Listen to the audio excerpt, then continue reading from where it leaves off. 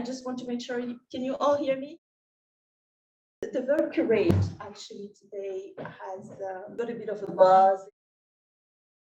The visible part of the art of curating involves bringing an exhibition to the public, contributes to shaping artistic discourse, how he engages with the artist and the artwork, the dynamic of art, power, and culture. What is the autonomy and the agency of the artist? And we're going to start with you, Rachel, and ask you if you can give us an insight into your curatorial practice and how, for example, you bring an exhibition together. So my background, I studied fine art at university quite a few years ago now, and then went on to do an MA in arts management. Pretty much the majority of my course were, at the time, so the arts management course were male and white, a few female, and not many people from any other ethnicities. So my educational kind of background has very much been white-centric. My career background has shifted very much so. So I guess the reason I know Sukai is because we connected through an exhibition that I did with a previous gallery of mine, which was the New Ashgate Gallery in Farnham in Surrey. Gallery which was very much crafts and fine art, but had a very distinct audience as to who they were presenting their work to. My director at the time left and went on maternity leave, and I saw it as an opportunity to widen our collection and widen our remit of who we could bring into the gallery, and also the kinds of work that we could exhibit. As an aside, I should say, probably as you might guess from my surname, I'm married to a Ghanaian. I lived in Ghana for quite a few years, and my kids are half British. So that's my, I guess, proximity to black art. And the reason that I guess I have that interest and excitement in what I do is because of that personal connection. And then obviously the amount that I learned for 8 years that connection. So yes, I curated this exhibition, Diaspora, which was very much me trying to open up the kinds of works that we exhibited. Had 20 artists of African and Caribbean origin, some of which you guys gone on to exhibit and work with, which has been great. But my curatorial practice has always been, from my perspective, about building community, getting artists who hadn't previously worked together to work, to communicate, to form relationships. And a positive outcome of the diaspora exhibition that I worked on is that the vast majority of those 20 artists have gone on to then work on projects away from me, independently. And so therefore I kind of consider that was a success, really.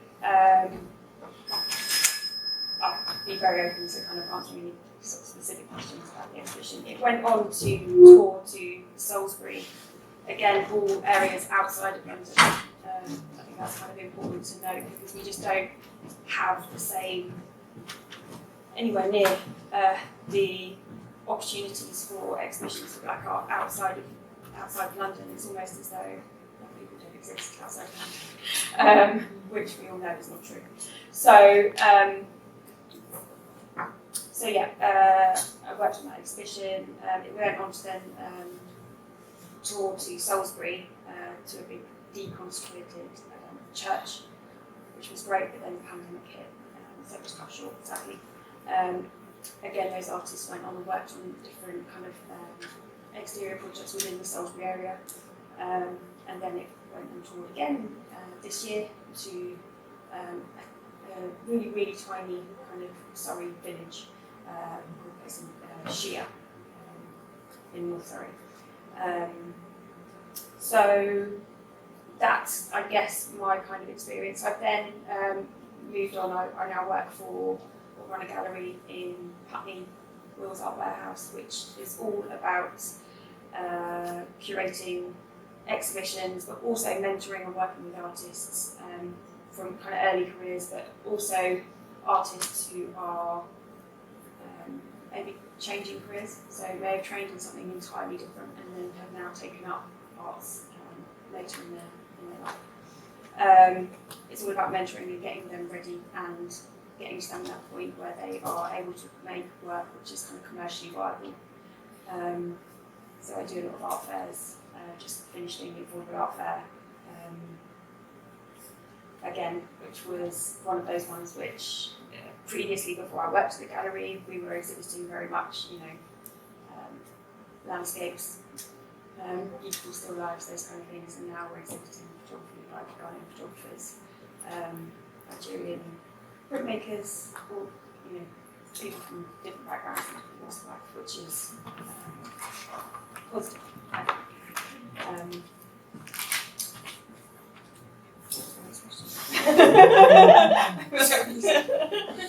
Just before actually we go to Giggs, I just had another question in the sense of when you look at an artwork, what draws you to that artwork?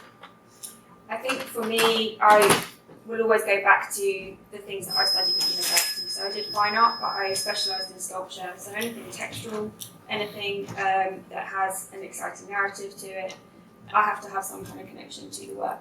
And I think that is obviously when curators work in that basis and they feel that they need to have a connection to the work, that's where the difficulty can come with curating work that is not of your heritage or your background. If you don't have that connection, you haven't grown in the same way, maybe there is a language difference or barrier, then you're curating work that is not as special to you as it maybe is to the artist, of course.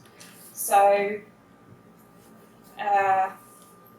I guess because of my time in Ghana and because of kind of being taken in by a Ghanaian family, I very much am attracted to anything that involves the kind of Ghanaian experience. So, that's something that excites me. It's not necessarily what I always curate. It's not necessarily what I always look to sell within the gallery. But personally, that's what I'm interested in and what I collect and what my house is filled with. I think it's interesting that you mentioned you were very specific about any you didn't go into doing generalization about what attracts you and how you go about it and how that speaks to your own connections. I think it's important to know when you're a curator to know there's definitely within any kind of conversations that involve race, there is always going to be the opportunity for white people to become defensive, hugely defensive, and that isn't helpful for anyone or for any conversations if we're going to move forward. So I've found that by working with artists in a very open and honest way, as much as possible, recognising the privilege that I have as a white curator, even if I'm from the working class background, I don't have the same life experiences. I'm never going to have those life experiences as my artist that I represent. So recognising that is imperative. Yeah. And that actually leads me to Giggs because Rachel touched on a lot of things in terms of relationship with the artist and how that informed her curatorial work. And I just wanted to get an understanding from your perspective as an artist, how your relationship with the curator, how that may have informed your artistic practice. I think personally for like my works, I've never really had much of an influence from the curator's perspective on what to create, but it's more of like the curator would enhance the ideas and the topics and like the themes and whatever I've created in terms of like in a gallery space. But then obviously with growing up and with the more shows that I am taking on, I am starting to like learn, and the relationship is sort of like a give and take relationship between curator and gallerist. Because I believe, like, when a curator knows a space or knows a certain audience or a certain area, um, it's an asset to an artist to like really work together with those curators to really kind of like bring together a vision. Okay. So, and talking about visions, I'm gonna go to you, Simone, because you were a furniture designer. You had a designer background, you still have, and lately you have developed your visual art practice, and I'm curious to know how you found the transition. The transition was quite natural, really, and I guess it's because I didn't. Well, if you know my background as a designer, or anyone who knows my kind of background, which I'm not assuming anyone in here other than me does, you'll know that I've crossed a lot of, or I've not stayed in any box that I've placed myself in. So I actually studied architecture, and I worked in architecture, and then I liked making.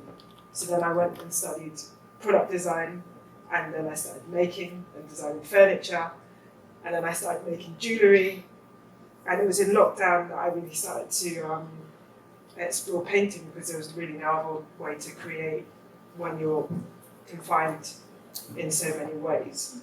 So I started to do it then. And so for me, I think in one respect, I guess I am unusual, because most people who create any kind of art doesn't normally span more than 2 disciplines, but I've been working in quite a few disciplines. So the last transition wasn't actually, it didn't feel like a big leap. It felt normal. Well, the hard thing was actually the sharing of it, because I was like, well, I've had fun making this, but who actually cares? Like, doesn't mean that anyone cares that I've had fun making this, but I said, I don't know if the room knows about the artist support pledge that was taking place during lockdown, which was a huge initiative to kind of support arts and crafts throughout the UK, and then it moved over to America, and it became kind of like a global movement. Essentially, for those who don't know, it was kind of initiated, I've forgotten what his name is, by Burroughs. Yeah, Matthew Burroughs, thank you. And he came up with the idea that we should, anyone who can create or works within the arts should try and come up with a product or a piece of art that could sell for £200 or less, or 200 within your kind of country's currency. And so I said, you know what, I'm just going to show these paintings, and I can put it up there as part of the artist support pledge and see what happens. And it's went really well. And I said, okay, let's keep going. So it was kind of, but to me, if you know me, that's kind of how I've always been. I do something because I'm interested in it, and then I see if anyone else wants to engage with it. And if they do, I'm very open to feedback and hearing, and then, then I decide how much time I spend from there. Okay, so have you got an idea at the moment how much time you are going to dedicate to it? I'm painting as much as possible, but I'm still doing my other practices, so that's the thing. It's not that it's now part of the family, and it's starting to have a conversation with my jewellery, and it's starting to have a conversation with my sculptural objects and my furniture. That's really what's happening. So it's now becoming part of the family and trying to figure out where it lives and how much it's going to take over, let's say. Wow. So, so talking about evolution, there had been an evolution within your practice. You did some figurative work before, but now you've totally embraced abstraction. So I was curious to know how you have how your work has been received by the public, by curators. Thanks. It's actually the other way. I got into painting mostly abstract because I was like, oh, I can't draw. Or at least I've been told I couldn't draw by my primary school teachers or whatever, and that's stuff. And because I could do other things, at school I was good at sciences, I was good at just GCSE, I just nailed it. I was good at it. So it didn't feel like, oh, I had to go and practice learning how to draw or like exploring those things that I found difficult. but similarly, I had a different career path. So I did politics and economics at university. I probably would have preferred to do English literature, but there's a whole other conversation we can have about where you're directed as a migrant first, generation child in England.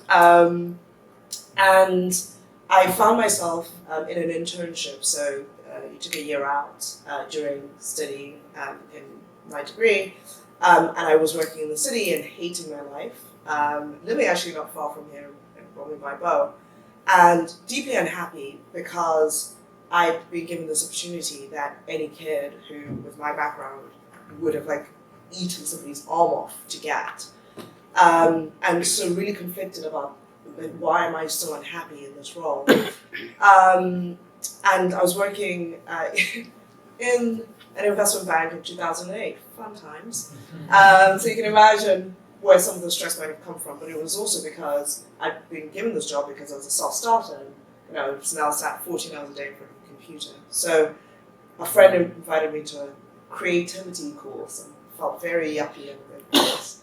But they gave me all these primary colors and said, why don't you try painting? And I said, I'm not 5 years old. Nonsense. Loved it, of course, once I got over myself. And I was painting daily at home and throwing out these paintings because it was about the process. It was about doing something that didn't have to be perfect. It didn't have to be entirely accurate, which my work did. If I was 0.1% off, that pulled a trader's books off, and that lost the bank a lot of money. So I had to be very specific and very accurate. So the abstract painting was something that I could just let loose, but also make something beautiful that, I was here today. Because it felt like my day job, I changed a spreadsheet. Didn't matter, a computer could have done that. And you didn't know that Bokani was in the room that day. So I wanted to paint as a way of affirming my vitality, my being alive and making something beautiful. But I would throw them out. And a friend who was living in the same building picked one painting out of the skip and was like, are you an idiot? I didn't initially tell him that this was one of my paintings. I just said, I didn't know you were into art. And he said, you know how these spoiled brats in this building throw out beautiful things because they've got too much stuff and they don't even know if they see something beautiful. And I thought, maybe this isn't something, similarly to you, maybe this isn't something that is just for me, or a way to cope with stress. Maybe it can be of interest or service to other people. And so I continued mainly painting abstract, and then it's only actually from interaction with mentors and then a curator who said to me, if you learn to draw properly, so I went to the Royal Drawing School for a few lessons, you will paint differently. So even though it's abstract, the balance of color, the patterns that you read across the painting, there's a formality that comes with knowing how to organize space in an image. And I didn't know I was doing that until I started having conversations, with people who had looked at art all the time, which wasn't my experience. And I showed some of those drawings for the first time on a billboard, because where else would you show something new that you didn't know if it's good? And I was pleasantly surprised by the response and the reaction. Abstract art allows me to be anonymous. It allows me to make the work and you can see it and you will never know that a black woman made it. You will never put all these identity politics on top of the work. You've got space to see color and form and think, okay, this is interesting. Or not. As my family doesn't fight it. But it's anonymous, whereas the drawings were clearly, and I talked about black women. This was the first time that, and I put my name on it. There's something at stake in a different way. And that's great because you have kind of offered me the transition to the next question I wanted to ask all the panelists, because as soon as you talk about black artists, there is, you open a can of worms, if I may say, and within at least the context of the contemporary art world, there is a lot of things going on in terms of dynamic of art, power, and culture. So what I wanted to ask each one of you is, how has that dynamic informed your practice? Or if not, which is perfectly fine. But I think it is an important question to ask at this point in time when there's so many conversations going on around around the ramification of all those issues. Do you want me to go first? Yes. So me to hear and respond. I think initially the work that I only wanted to show were the abstract paintings, for that anonymity reason that I mentioned earlier. And really the drawings I made more privately, but I wanted to speak to a particular topic, specifically what happens to Black women, and specifically around economics, because we want to talk about, oh, she's slaves, she's fierce. I'm like, pay me. And I wanted to be really explicit about that, and I couldn't find a way to do it within the language of abstract painting. And similarly, I made a piece, some clay paintings that Sakai has seen in the studio. I haven't found a space yet to show them in another context that aren't necessarily commercial, and I want to come back to that question in a minute. Which I made about a month after George Floyd had been killed, because I didn't have a way. Art is often a way of learning what's really going on internally, that I can talk for England, but I can't always articulate some of the feelings that are going on, some of the experiences that I'm having. And it was the first time that I used clay on canvas, and it was a really new way of working for me. So I laid this clay, drew into the clay, then painted onto it and created these patterns and symbolisms on top of it, because I couldn't find a way to take out some of the anger I had. I needed to place in a physical 3D way, which I think as a sculptor you might resonate with this a bit more. The painting surface was too genteel, lovely, luxurious, and I wanted to punch at something. And these clay paintings allow me to really stamp into, make mark in a way that wasn't, I don't know, for want of a better word, as sensuous as my paintings are. And that wasn't necessarily because there's a Black Renaissance in art happening. It wasn't because there was necessarily a curator or a gallery saying, oh, we want to see art that's ostensibly about Black pain. It's just something that I really wanted to talk about. And I didn't feel like the dots were being joined in the work that I was seeing, so I couldn't pour what I was thinking about into an experience of other people's work. And I felt like I had to make it myself. So that work isn't work that I think I will sell in a commercial space, but it's work that I made for a community experience. So I made it for a very specific context, and with that in mind.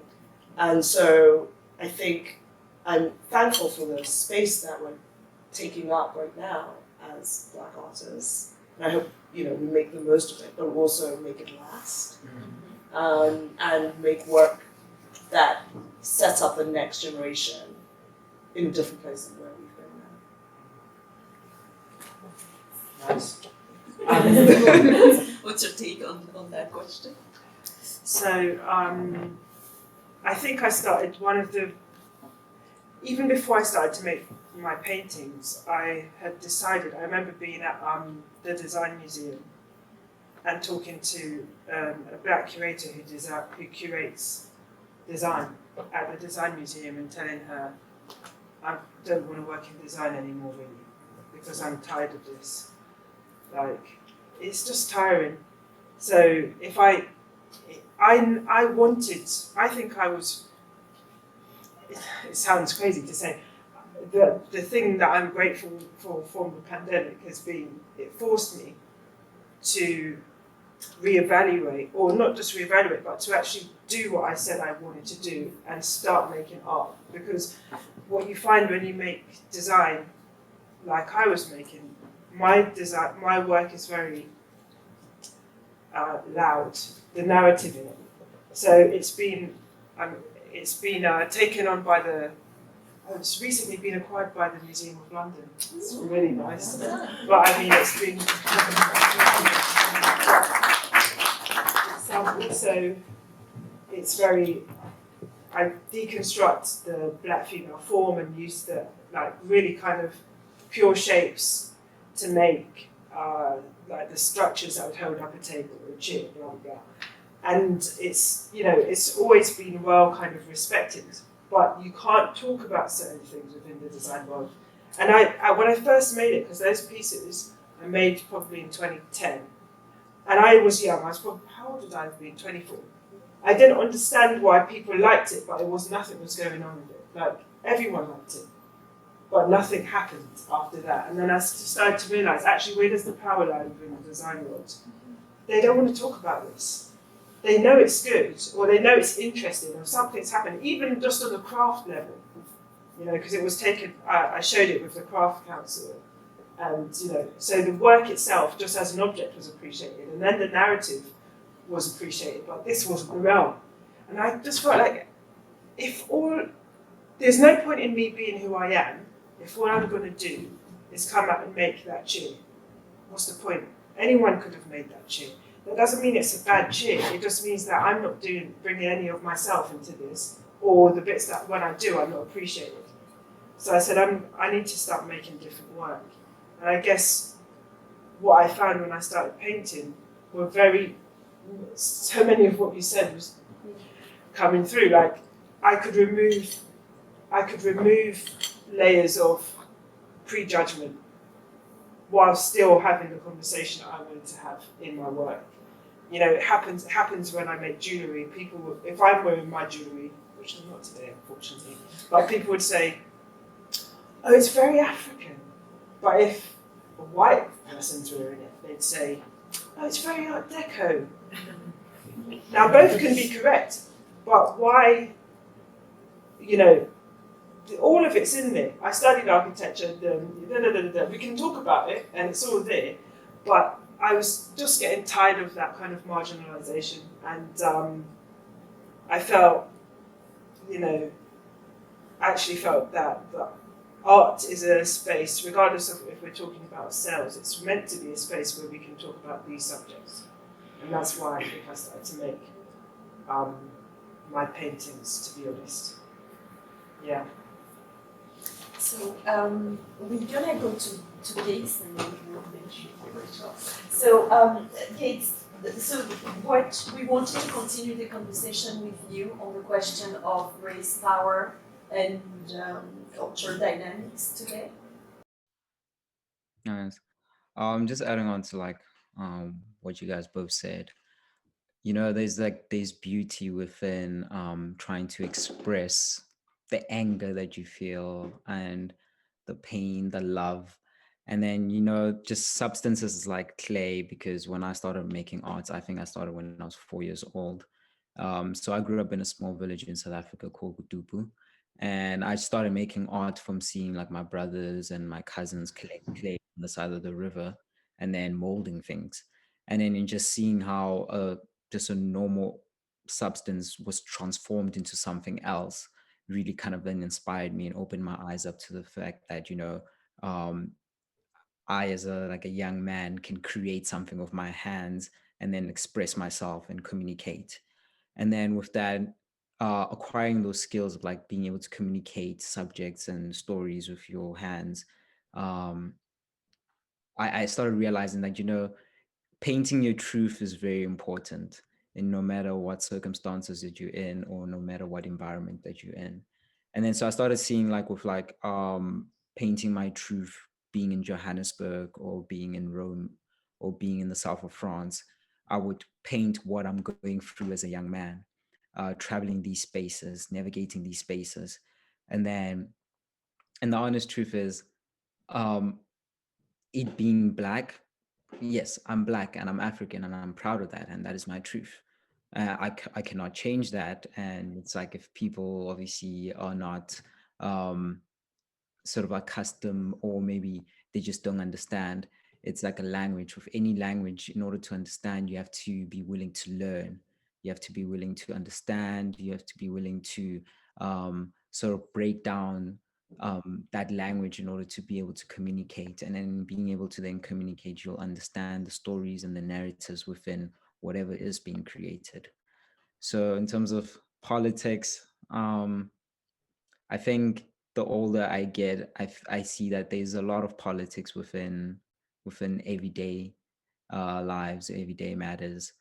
Um, but I think from myself, I try make works to heal the soul, and souls are like endless. They're not black or white. Thank you.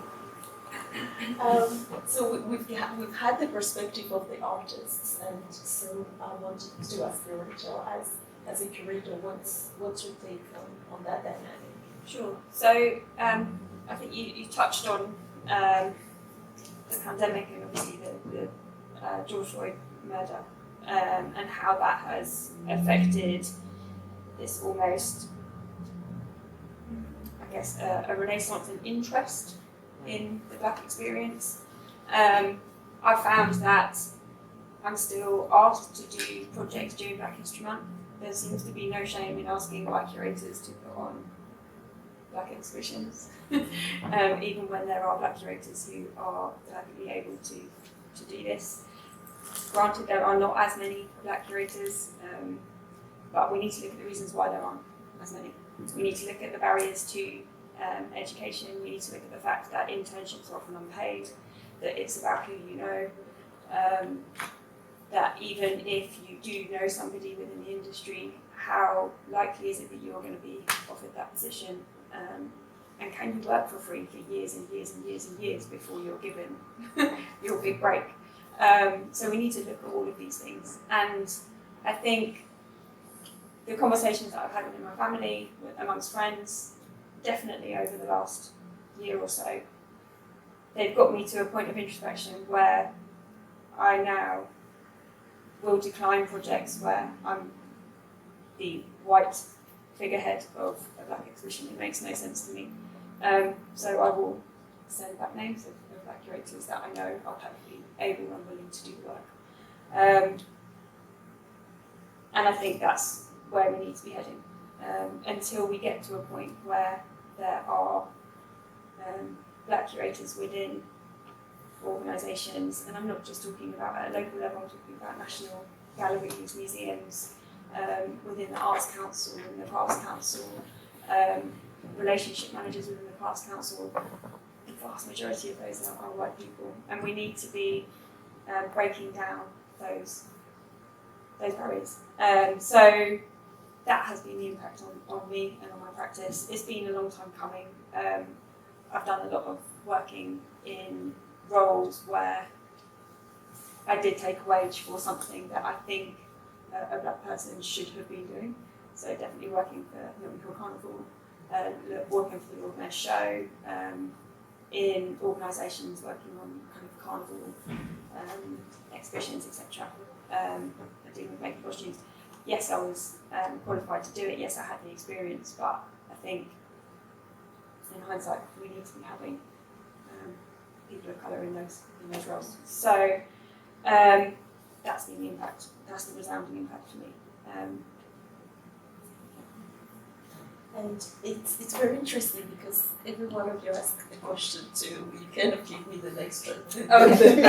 Such a smooth transition to the next step. So I'm just like, oh, you're making everything so easy. So I guess the question I wanted to ask you, you already touched on that, but based on your experience, based on all the discussions that we had today, and based also in the wider interest, international interest in the work of Black artists and how much coverage they had in the headlines and everything like that, I guess my fundamental question is, how do you see the future? What do you envision? Every October I have this feeling that there is obviously quotas that need to be filled, and there is companies that want to be seen to be doing the most when actually they're doing very little. And I think a perfect example of that is how people were putting their little black square up on Instagram. And for me, Black History Month has almost gone down that route of the black square. I think we need to, collectively, we need to grasp back as to what Black History Month should be about. I think a commission was set up in the US to be something much more about balancing out education and claiming of different cultures, and I think that needs to be redressed. It needs to be less about ticking boxes and tokenism, and now kind of moving back more towards celebration of different cultures. I find also the term black art kind of quite problematic. I know that even within Ghana, as is my experience, there's 300 different languages spoken. There are countless tribes. Ghana as a country is only called Ghana because of colonialism. It's a minefield. So I feel like there needs to just be a huge radical overhaul of education within the UK, globally as well, but definitely within the UK. And we need to be looking more at the terminology that we use. Who is the ownership of that terminology, and who is looking to benefit from that terminology. So, Giggs, I'm going to move to you and really ask you the question. I know you have an exhibition going on at the moment, and so the same question: how do you see the future, and what's your take on what may lay ahead? Because I'm like, for me personally, growing up, studying like the basic of art history in primary school and high school, I really found it difficult to see artists like myself, African artists, being represented. And then now I'm currently studying art history in Rome, Italy, and even within when we touch on world history, you clearly see that the contribution that Africa has had in terms of the world and art history is very minimal. So what I see for the future is definitely young artists, and young artists for generations to come, really putting their foot on the world's neck and really contributing towards world art history. And that we need to see more contribution of like Africa and its diaspora within art history, and having that conversation as like within world art history, to really recognize like the different identities, the different cultures within the continent, so that the world sort of understands that a Picasso, it is what it is, but Jared Sokoto, it is what it is too. And so that we have young Africans sort of be inspired by their own greats that sort of go untouched and unheard of until you probably are in university. Whereas we learn about Picasso and the Monets at primary school already. That needs to change.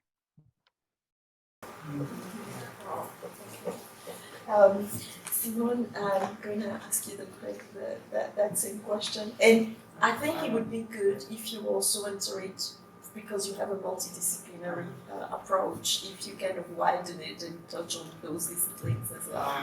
We really didn't have an hour if you want. But I'm going to even go and say, or when we talk about Picasso, we recognise that he saw lots of African art, and then suddenly started to do abstract stuff that looked like African sculptures. Like, let's just recognise the truth.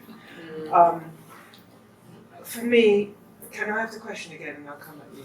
So the question is based on all the discussions that we had today and your experience, knowing that we are in this moment. Right. So what do you envision? I think that the real reason why we see a lot of this movement, you can say it's a renaissance. I just think what's happened is social media has removed the power away from the curator and the museum. Okay? So what happened in the past was, for me to even know Giggs existed, some curator somewhere had to tell me that Giggs existed by putting him in a show. And then I had to be privileged enough to find where that gallery was, or buy a book that's this big and like 50-something pounds, and then see him in there. No, now what's happened is I have a phone, I go on the phone, and I put #BlackArt, and it's going to show me whoever I'm interested in. So the curator now has to catch up. You see all of the galleries, what they're doing, they're playing catch up. So this year, I was in the Royal Academy summer show, because who was the curator? Yinki Shonaba. So suddenly I'm on the map. You know, I'm very happy for that, but that's what the power of curation is. The power of curation is able to level the playing field, it's able to open the lens, it's able to let other people know that we're here. And so for how long has that door been closed to us? And it's really technology. You know, the whole Black Lives Matter movement happened because Black people had been saying for many years, we've been killed unfairly by police. Suddenly technology allowed us to record it and people couldn't argue with us anymore. Maybe he was a bit rude or no conversation, here's the recording, what do you think now? And in the same way it does that, it allows me to open the door and look for whoever I want to engage with. And so curators now, who still have these big museums, are falling behind. And if people stop engaging with them, they're going to lose funding. So they don't have a choice but to engage with us. Actually, we're already standing on their necks. That's what's happening. And all we have to do is keep on making good work. And we need to focus on, obviously, I think, until we make it and we can do it every day, we need to obviously, focus on bringing money in however we can. But now we have the means to level the playing field in ways we just weren't able to before. And so all I focus on is making sure I get paid, but also making sure that I make my work and try and share it in as many ways as possible. That's my job. So, actually, can I just ask you another question? Sure. Because some of the artists have felt that sharing beats kind of take away on the practice time. Yeah. It wasn't that, but I was just like, you touched on something quite important, and I just want to kind of open parentheses there before we move on to Bokani. No, it's a real thing. But so I hate having to do it, and that sounds bad because I've had a huge support, and I love the support. It's like I have to respect it, okay? And that's really what it comes down to. I actually don't like social media. I don't have a personal Facebook. I don't like it. Doesn't suit my personality, right? I don't want to share things.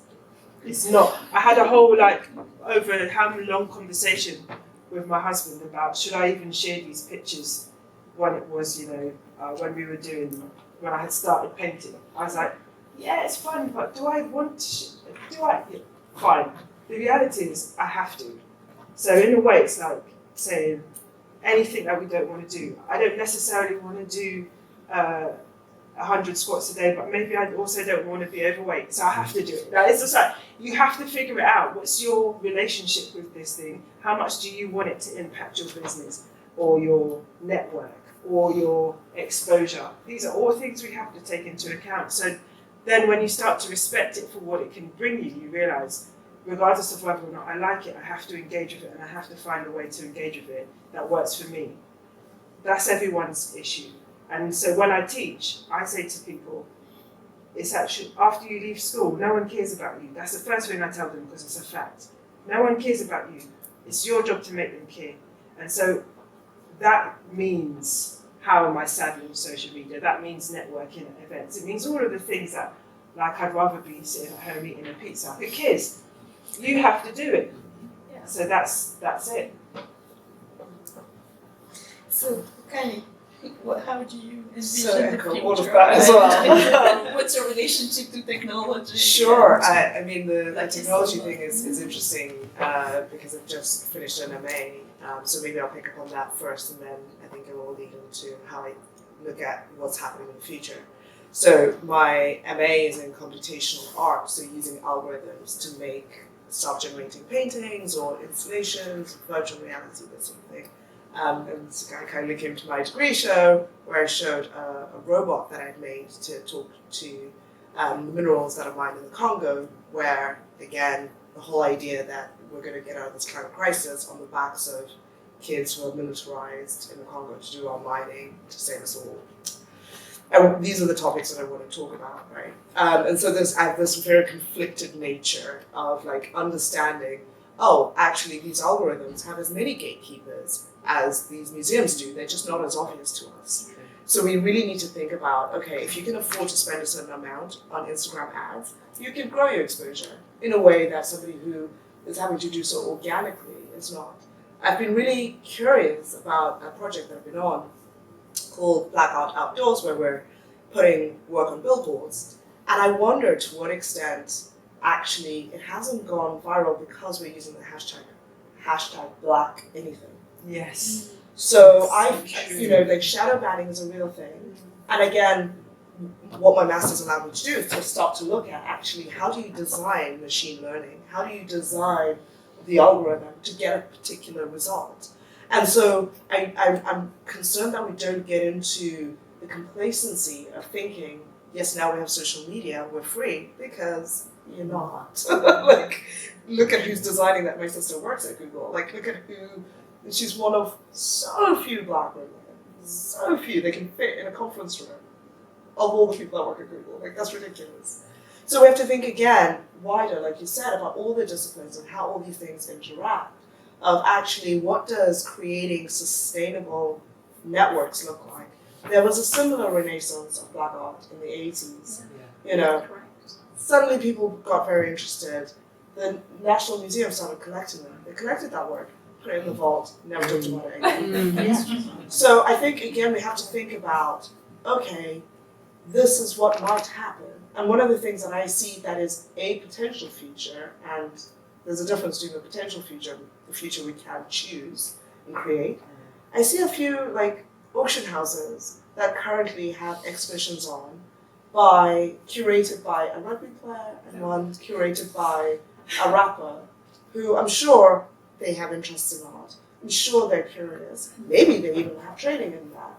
But if you're trying to tell me that there were no Black women that have been writing art history for I don't know how long, and you can't find them in all the technology that we said we have, that's a nonsense, and that's ridiculous. And so, you know, for me, it's really acknowledging what is the story that we want to tell, what is the narrative that we want to define for ourselves, and then looking at what are the institutions and structures that best show that, you know, that best. We live in a very integrated world. It's not just in London that you have, you know, these connections. Some of the connections are less obvious, like I say, child in the Congo making something that's in their phone today, that's affecting me today. So it's thinking about what are those connections, how do we make those more visible, how do we make them more tangible, more meaningful in ways that serve us better. And I think for me it's not just representation isn't always liberation, and I know I say that all the time, it sounds like an Instagram post already. But I really want us to think about, okay, when you're in that room, what are you saying in that room? When you're in that space, what are you doing with that time and space? Are you showing people who have already been collected by rich white people, and so we show those people more because it boosts somebody's existing collection? Or are we showing work that sets out a new and different future and says, no, I refuse, I don't want that anymore. I don't want exploitation, I don't want pollution in my community. What are the things that we do want? I want opportunities. I want to speak on my terms and envisage my own future. I think that's more the future that I'm interested in seeing. And I think we have to be careful about being complacent and saying, oh, it's coming. We make it happen. But the choices are So,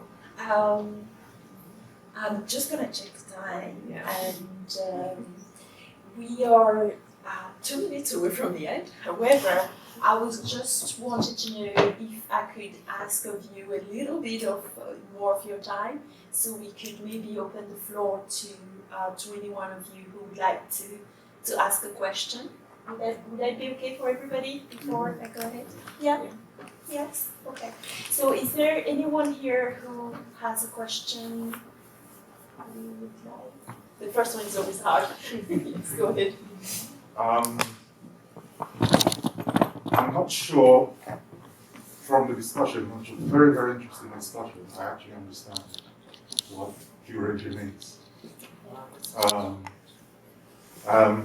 I've heard a lot about management, a lot about being an arts agent, a lot about the politics within the curation world. But as to what is actually curation of art, I mean, I know a little bit about the curation of films because I worked with this woman one time and she used to create films. Right? But I don't even know if there's a similarity in terms of the two, because one is two-dimensional almost, unless you use crayon. Or we are. Yeah. But film might be two-dimensional, it might be three-dimensional, depending on your perspective. So I don't really think I understand what precisely curation is. Other than watching her work, there's a lot of research involved in it. But does it start with a theme? And then you collect. Do you say to artists, I have this theme, produce work for me? When the artist is doing work, I often ask artists, how do you know your work is finished? And I get a myriad of different answers. The two that tends to stick with me, one of them is very sexual. I don't know if I should say it. I don't want to excite you. And the other one is others I trust tell me you should stop now, because I always see something I can improve. And then I'll say, I'm finished now, and I'll go away and come back, oh, let me do this. But if people I trust come and see it and say to me, I should stop, then I stop. But, so, he's a curator along those lines. Sorry. Okay. So it's all of those things that you mentioned. When you gave different examples about does it start with a theme? Does it start with the artist? Does it start with I've curated exhibitions from all of those angles. I curated an exhibition that was all about hair, based off the back of bringing my daughter to the National Gallery and her not seeing anyone with an afro. So that was an exhibition that was entirely brought on just by an experience that then led to conversations, that then led to me then talking to artists and then getting excited about the project and us putting it on together. So it can be from that angle. It can be that you're given a brief by a museum or a gallery and that they have to fulfill something for a certain time period, whether it's a modernism exhibition, whether it's a history of chairs exhibition. I've done that. It can be anything, and yeah, it's a lot of research. It's a lot of finding artists that you are excited to work with, artists that you feel might add something new to the conversation rather than just a rehashing of an exhibition that you've seen elsewhere. That's the way that I've always worked. Obviously, curators are different, just like they are artists, and they come from very different backgrounds. And I think that's what's important about making sure that we have curators from different backgrounds now, is that primarily art history has always been this white Western male perspective, which is obviously an area in a small section of society we need to broaden.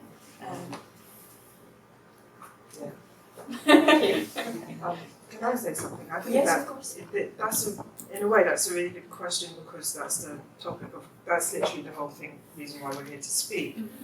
But I think it's still really, the reason why I think it's really hard to answer is because on one hand, if you're a curator, you know, your job, you can see all of the different angles, but actually most people are not the curator, they're the experiencer of the art. And actually, to me, that's how I think of curation. What you don't realise is when you go into the Museum of London or you go into the British National Gallery or any big gallery in the country, there's someone who put that work on, and you assume that because that work's there, it's of value or it's of higher value than work that isn't there. So actually the importance is when you go into the British National Gallery and you don't see enough black art or art from other parts of the world, is your art wasn't good enough to be here. That's the point, because you don't experience it, therefore you're not interested in the culture that made it.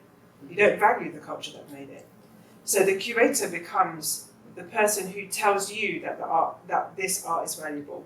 And that's when people will collect. Because why, if no one says, let's be honest, most people don't know about art, other than how they feel instinctively.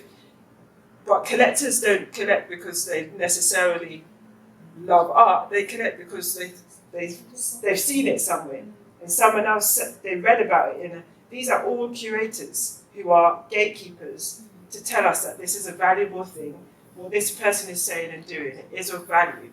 And their minds are producing things that we need to be paying attention to. Now, that's a really important role. The curator themselves might not be a rich person, but they're influencing the history of culture within every discipline that they're working within. And that's why you need not just like more black people, why we need more, it's so, everyone's saying it, LGBTQ, all of the diversities, because the reality is we're made up of everything, but we're only ever looking at it from this little lens, and that's just not really what it's about. Sorry, just a small follow-up. Should you only curate what you like?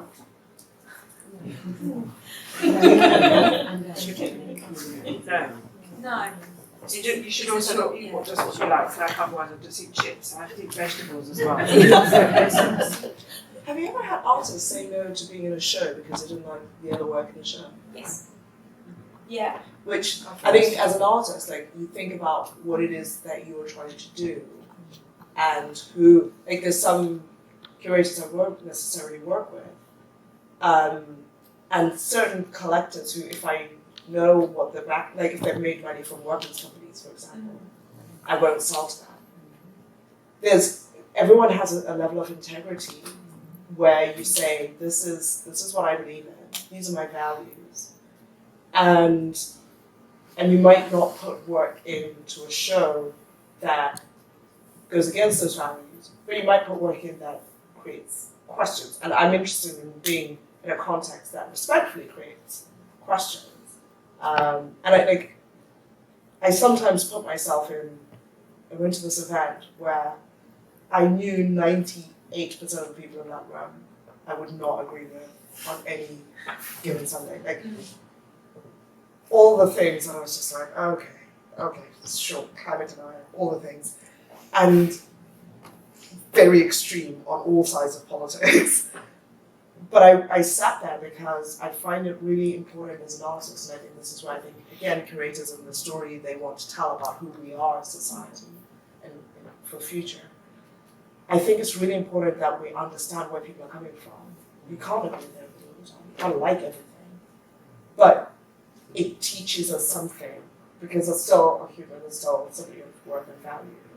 And so we can't just, I don't know, I feel worried when people just want to this view is not worth ever even considering looking at. Picking up on something actually you just said about artists that will refuse to be in a show if they don't have the other artists. It works back the other way as well. So on the diaspora exhibition that I did at the New Ashgate Gallery, I knew that there were some artists who would not be that enamoured with working with me as a work curator. But they were so excited about being in an exhibition with Atakwame, with Obatalamag, with these big names, people that have exhibited at Somerset House, and they were just starting up emerging artists, that they were, it's almost like willing to overlook the fact that who I was, because they would be in that platform with those other artists. So I think, and I recognise that, and I had that honest conversation with them. I know that you don't want to work with me as a curator. I understand that, and I can completely see it from your point of view. However, You're going to be in a room with these guys, so let's get you the exposure that you can, because the opportunity for this exhibition to be put on with a black curator may not come around very, very soon. So let's just, can you stomach it with me for the time being, and then we'll get to the next one. They've gone on to have their own exhibitions in much larger institutions. So I think, yeah, it's about having those honest discussions kind of back and forth, and about what your integrity, your principles are, and kind of re-evaluating your integrity at every time. Thank you. Is there, yes. Yeah, can I ask a question? Yeah, I wanted to ask the question to the artist, I suppose. You touched on it in the beginning when you talked about your way where we're coming from in terms of our culture and our parents' aspirations for us. And so I wanted to ask the question, when did you get to the point where you dared to dream for something other than what your parents had? And it's a twofold question. And the next one is, when was the point that you realised that that world out there that you had aspired to wasn't sure if it was going to let you in the door? Giggs, how you Yeah, doing? all three of you. Let's start with this. Shooting over to Scotland and then we'll come back. So can you just repeat the second question? So the second part was, when you got to where you had aspired to get to, what happened that made you realise that you weren't maybe as welcomed as you had hoped to be? Okay. So on my end, like I said, I've been making art since I was 4 years old. It was only when I was 10 years old I came across the word art, and then that what I've been doing all my life is art, and then it's a form of art, and then that there's different other forms of art. There's painting, there's sculpting, you can draw, and then so now at 16 years old, and it's also important to recognize this, like, how does a village boy then exhibit internationally?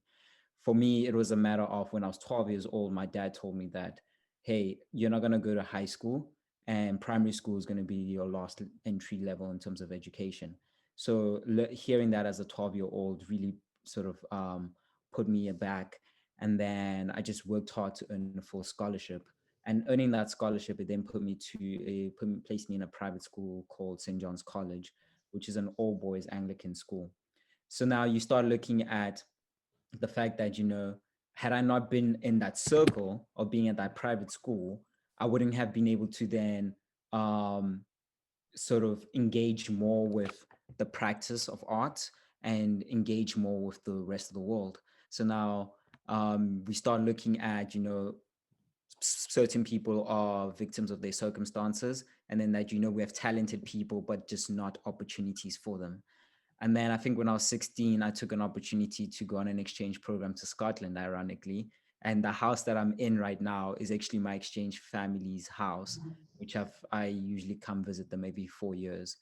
So when I came here, in 2013, I then my eyes were opened up to, like, the rest of the world outside of Africa, and then and also just the rest of the world, really. And then as a 16-year-old, then I realized, like, I aspire to be a global citizen, and I aspire to be the first person in my family to go to university, and I aspire to study, to earn a tertiary degree abroad. And in doing so, I also aspire to pursue my dream, and my dream is art. Now, how do I explain that to my African dad who does not know anything about art? So then I came back to South Africa after a month of living in Scotland.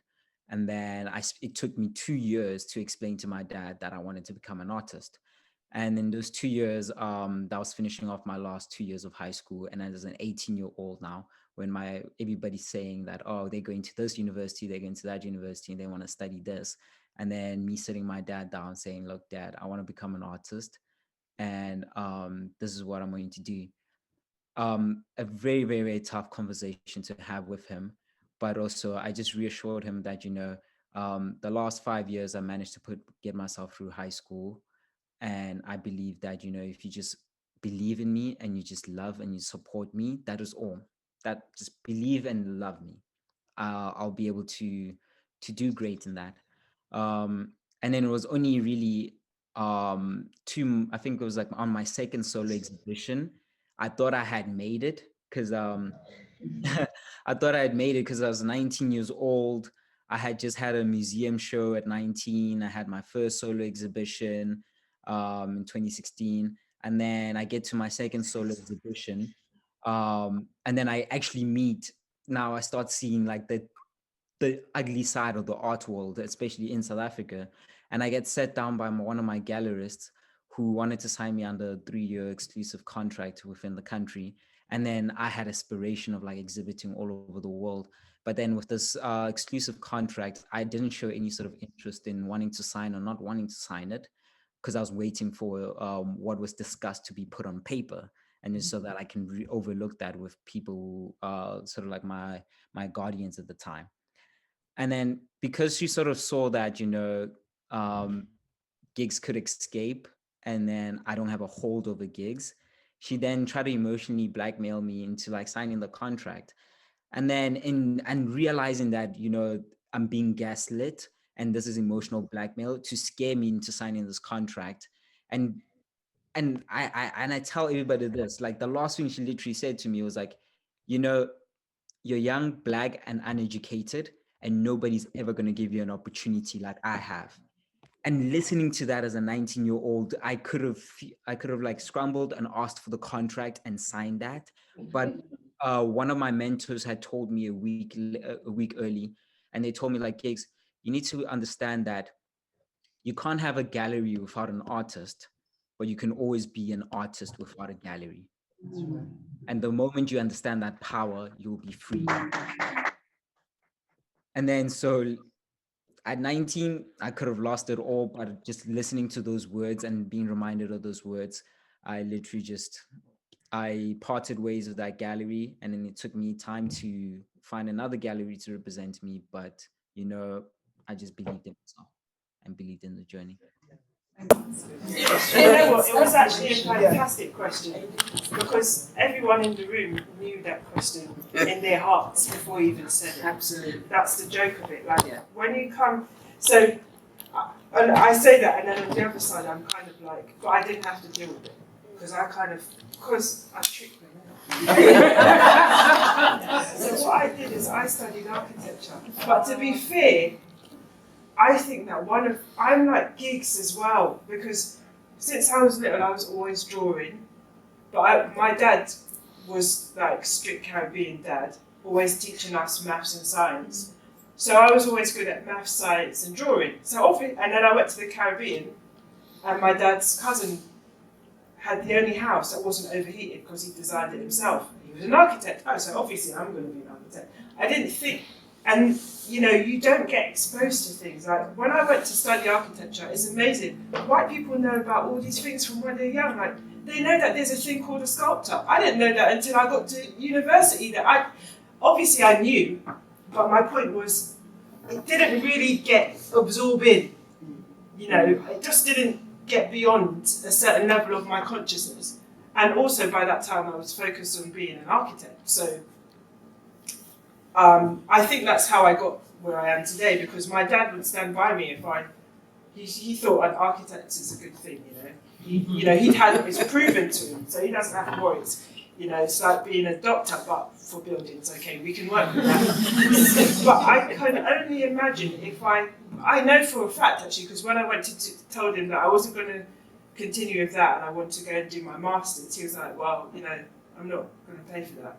But it was fine because I'd already been working and I could pay for that stage of my education. But he just completely didn't get it. So I've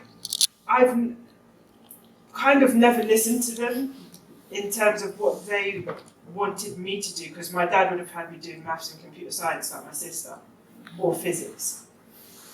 And I wanted to do architecture, but it was a compromise in a way, because he understood it. And then I just always did what I wanted from there, which is why I've done way too many things. but I know that it's a reality. I wrote an article for Vanity Fair talking about second careers in jewellery, and one of the women who I spoke to, she was one of the most really successful lawyer in America. She grew up in England, then Nigeria, then to America, and she had to be in like the highest position, partner, before she was confident enough to then become a jewellery designer. It's like we have to go through so many loops just to acknowledge that we don't want to be what our parents, because we know how, like you were saying, you were sitting at your desk and you're like, everyone would say this is an amazing opportunity. Why do I want to just go and paint? No one gets, we feel like we owe it to someone other than ourselves, as if we've got other people's lives to live. And really, we just have to do what we need to do. I think I really share all of that. The sense of the burden of gratitude is probably how I tend to think about it. And it took me a really long time to recognize, because I was adopted, that I'd been adopted by my aunt because she wanted to raise me. The circumstances were such that she had to, but she also wanted to raise me. And she gave a gift generously of a life that is extraordinary and I could never have. And I grew up actually not far from Giggs. I'm Zimbabwean, so I'm just across the border. And I felt for the longest time that because I also could, right? So because I went to school in a very boring town, Aylesbury, where nothing happens. So I'll never be screened there, it's fine. When nothing happens, and I got to this school, I was very lucky, my school was incredibly welcoming. I felt very at home. They were like, whatever you want to try and achieve, we'll have you back, because I was extremely excited to have like all the things, like all the teachers who like, yeah, they've got Oxford, So I was like, what? These people want me to succeed. So, and like you, I was a polymath as a school kid, so I got A's in everything.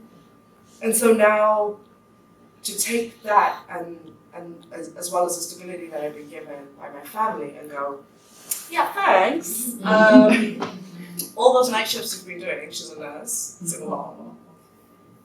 It felt like I was saying, all those things that you did so that I wouldn't have to work as hard as you're working, I'm now going to turn my back on. And that was my narrative, by the way, not hers. So I felt like I had to prove to her that I was going to do well at this, that I was going to succeed at it, which, by the way, like, as an artist, is like, there's no guarantee. I mean, in any career, right, like, there's no real guarantee. But I felt like I had to prove to her that I was good enough at this thing that I liked. So I actually applied for a Friends and Me competition that the BBC was running, because it was an objective, in my view anyway, an objective competition. I felt like if I auditioned in London, there's so many artists in London, and they were asking for like figurative, so portrait landscape artists still like, and I'm an abstract at this time and don't any drawing. And I put only my abstract paintings into this competition because I wanted to see, does it stand out to people who look at art all the time? It's kind of like if you're a big entrepreneur, you wanted to test out your cakes and you're like, how many people would have to look at them? And I knew like art is still quite a gatekeeper world, so there's only like a handful of people that you have to actually impress. And I was like, okay, people like them. Will my work stand out? And they gave me a call like the next morning, like come for an audition. And I thought, there's something here. And okay, for the family in like Zimbabwe, I was like, oh, it's a BBC One thing. They were like, okay, yeah, fine. No more questions. No more questions. And my aunt is still like, I'm also quite an ambitious person. And she knows that about me. She knows that I have to succeed at what I do. So she, like, part of what she would hate more for me is for me to be in a role that I was slowly dying. And that child that had always like gone for life was slowly disappearing. So I think it took one of her good friends to like, hey, this kid will be fine. Like just what she needs exactly as Giggs said, like love and support. Give her that. And, you know, because if she's having to argue with you and question herself all the time, she won't have the confidence she needs to then go out and fight for these things that she wants to people who don't love and care about her. And that's the other thing that you have to realize is like every time you're like knocking back, now when you go into the world, you're also having to take that doubt into the world. And so like I now have the good fortune. She bought me an easel in 2019 for Christmas for my studio. I actually cried because she doesn't like. She tried to throw out some of my paintings. She was like, "Ah, this recycling. We can just."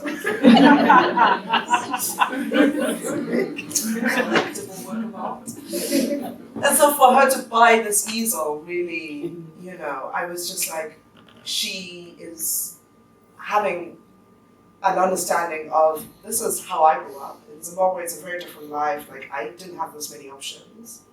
If you, with the education that we've given you, the opportunities we've given you, if you want to make this decision, it is a risk. So everything in life is a risk. But I have your back, and I don't want you to also be fighting at home as well as out in the world. So I'd say she's also like the most extraordinary woman, right? And this exhibition, Some of Us Are Brave, I think, she didn't need anyone to tell her to come to England, you know. She envisaged a different future for herself long before I was meeting artists, or long, you know, she already knew that what they were telling them in colonial Zimbabwe was not the sum and limit of what you can be as a Black woman. And she didn't need, my great-grandmother didn't need that, like, you know. Like, I come from extraordinary people who are like, yeah, wherever you go, whatever you do, we'll do incredibly well at it. And it took a while. It took a while. Thank you so much. Thank you for sharing so much about your background as well. I think with that, I'm going to thank you all for being here this evening. We touched on so many things, integrity, and it's important. It's interesting how such a subject brought us to the most important things: values and love and support and integrity and understanding your connections and how you want to value those connections and showcase them to the world and to other people. So I'd like to thank you so much for being here. Thank you for your patience. I know we had and I hope, you know, once we're finished, we can kind of informally talk and continue exchanging around that subject. Thank you very much. Thank you.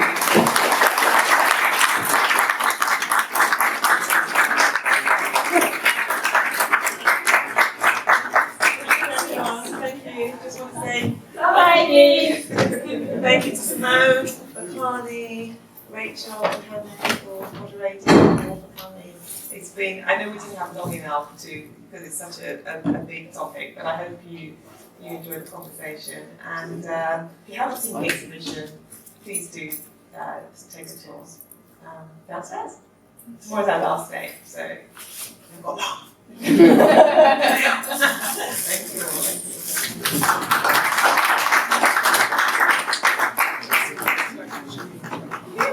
Thank you.